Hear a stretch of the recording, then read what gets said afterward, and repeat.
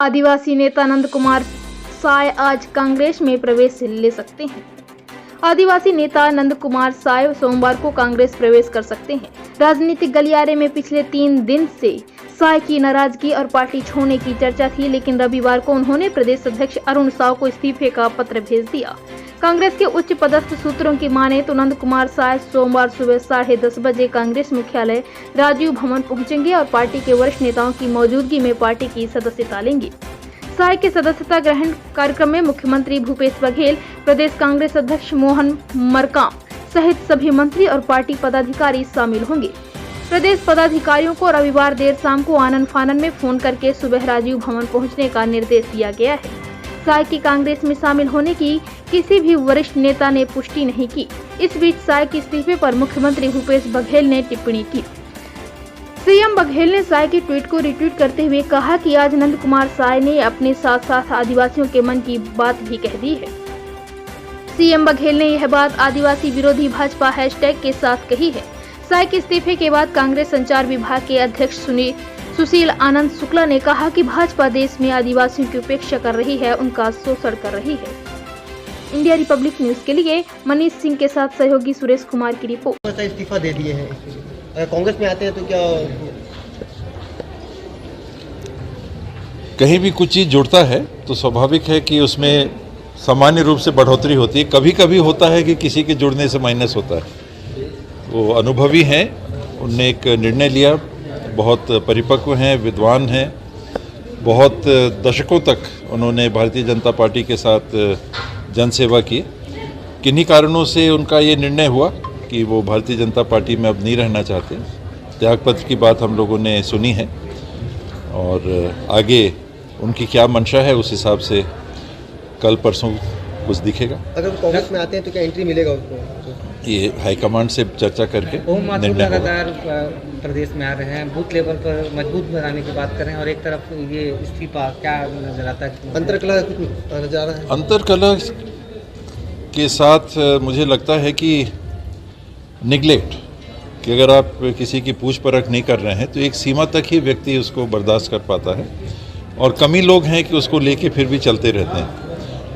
ज़्यादातर लोगों को ये लगता है कि अगर अपेक्षा हो रही है और होती जा रही है और होती जा रही है और होती जा रही है और आपने दशकों तक जिस संगठन का, जिस समूह का, जिस पार्टी का साथ दिया है, उसके साथ सेवा की है, तो फिर कभी कभी ऐसे कड़े निर्णय।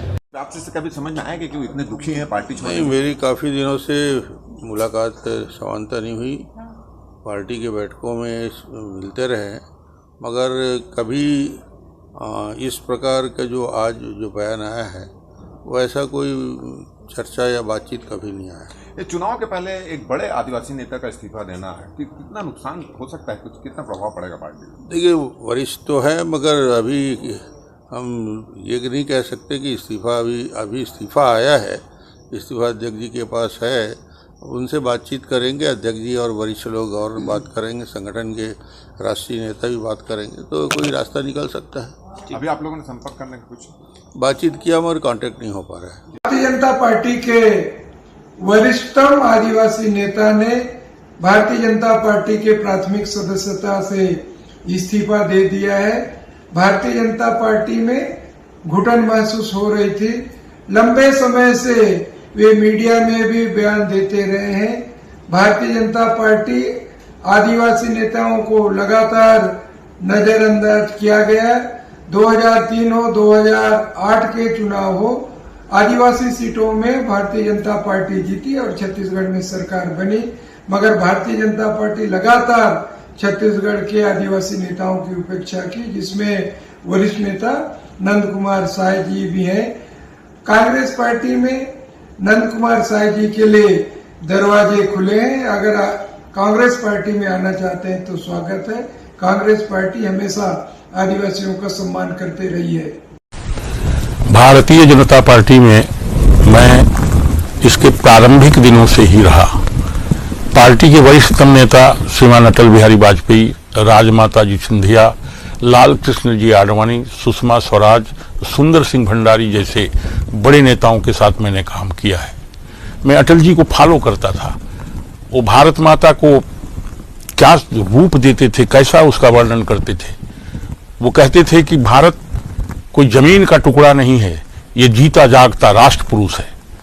इस देश के संबंध में वो वर्णन करते थे, कवि थे, कंकर कंकर शंकर है और बिंदु बिंदु गंगा जल है। अटल बिहारी वाजपेयी हमेशा मुझे आगे बढ़ाते थे और उनके स्पीच को मैं फॉलो करता था। यहाँ से आगे बढ़ते हुए हम बहुत सारी बातों को उनसे ग्रहण करके भारतीय जनता पार्टी में हम रहे। अटल जी जब प्रधानमंत्री थे तो